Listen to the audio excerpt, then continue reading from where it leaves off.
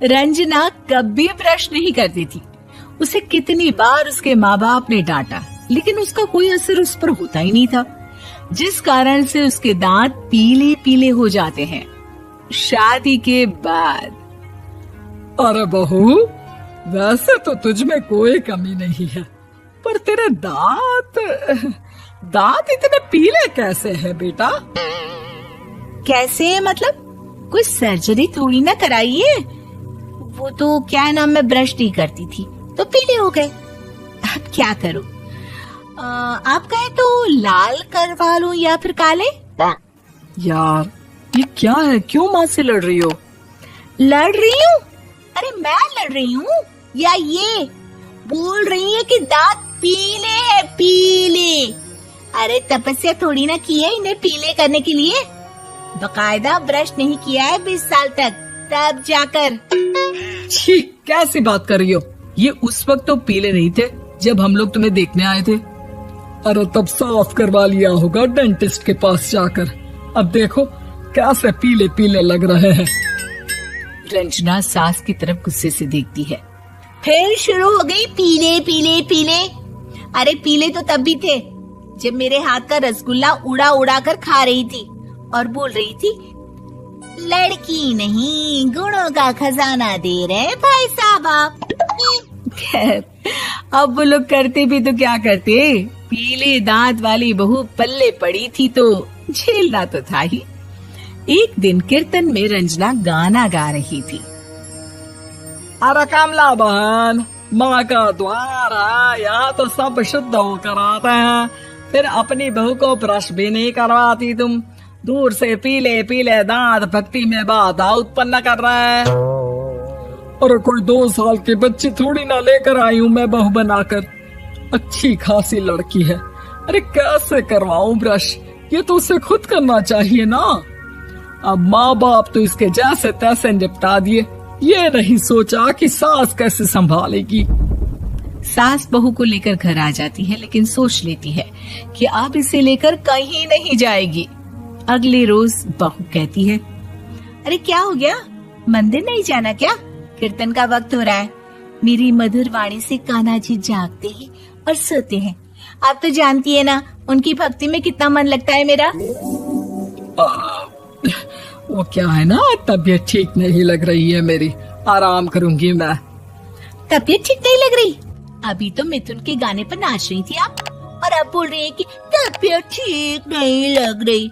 अरे भक्ति में मन लगा लो सासू माँ, ऊपर जाना है, क्या मुंह दिखाओगी आप? हाँ? सास को बहू की बात पर गुस्सा आ जाता है। मैं क्या मुंह दिखाऊंगी, इसकी चिंता तो ना कर, समझी?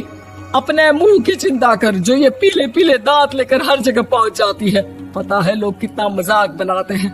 ना जी ना, मैं नहीं जाना कहीं तेरे साथ। तो ये बात है। कोई ना, मत जाओ, मैं अपने कमरे में ही बैठकर भक्ति कर लूंगी। ऊपर वाला दांत थोड़ी ना देखता है, मन देखता है, भावना देखता है। और अरे बस बस, तू सब कुछ दिखा, बस ये सफेद चमकदार दांत ना दिखाना किसी को, है? जा यहाँ से। बहू को सास की बात का कोई फर्क नहीं पड़ता। वो तो जैसी थी वैसी ही रह जाती है। सुबह नहाकर किचन में खाना बनाना, फिर खाना खाना, कीर्तन भजन करना और सो जाना।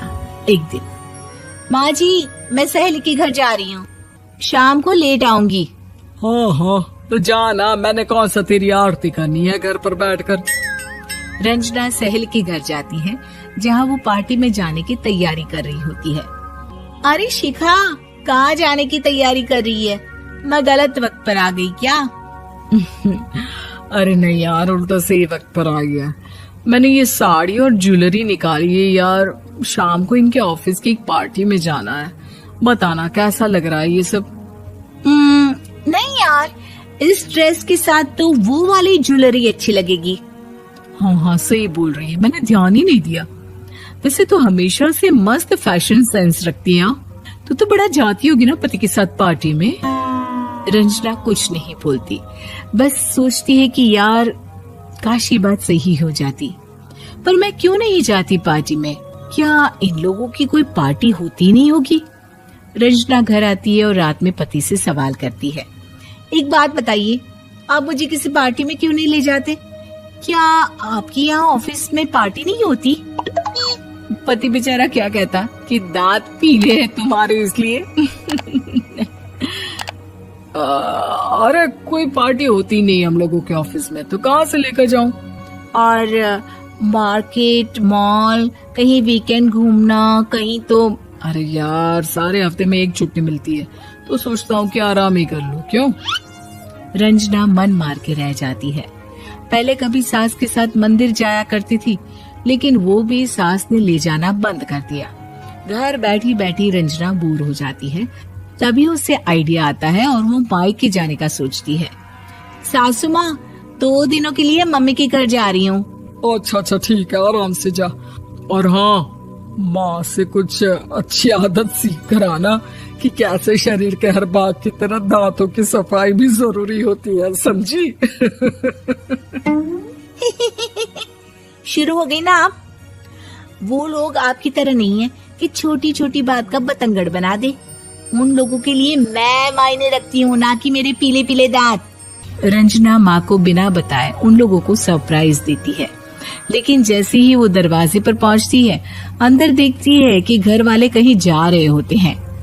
अब माँ, काश रंजना दीदी के दांतों वाली प्रॉब्लम नहीं होती, तो वो भी हम लोगों के साथ चलती ना बुआ जी की बेटी की शादी में। हाँ बेटा, लेकिन अब उसे कौन समझाए कि उसको उसके पीले दांत नहीं दिखते, लेकिन उसके आसपास के लोगों को कितना एम्बैरेसिंग फील कराते हैं। मुझे तो कितनी बार उसके स्कूल की टीचर ने शिकायत की कि उसके साथ कोई लड़की बैठना भी नहीं चाहती, और ना ही कॉलेज में कोई उससे बात करना चाहता था। लेकिन पता नहीं क्यों उसे ये बात समझ में ही नहीं आती। कोई कमी नहीं है उस लड़की में, बस यही कि दांत पीले हैं। वो तो भला हो जीजा जी और उनकी माँ का, जो दीदी को जैसी है वैसे ही रखा हुआ है। रंजना को अपने घर वालों की बात सुनकर बहुत दुख होता है। वो सोचती है कि वो क्या करे, लेकिन फिर वो सीधा डेंटिस्ट के पास जाती है, अपने दांत चमकाती है और कसम खाती है कि वो रोज ब्रश करेगी। अरे क्या हो गया? तुम तो 2 दिनों के लिए गई थी ना? पर कोई ना, अच्छा है, चलो आ गई तो। रंजना सास के सामने आकर खड़ी हो जाती है और पूरी स्माइल करती है, उसके चमकदार दांतों को दिखाती हुई। हाँ? चले मंदिर। माँ, मुझे माफ कर दीजिए, मैंने आप लोगों को बहुत एम्बैरेसिंग फील करवाया।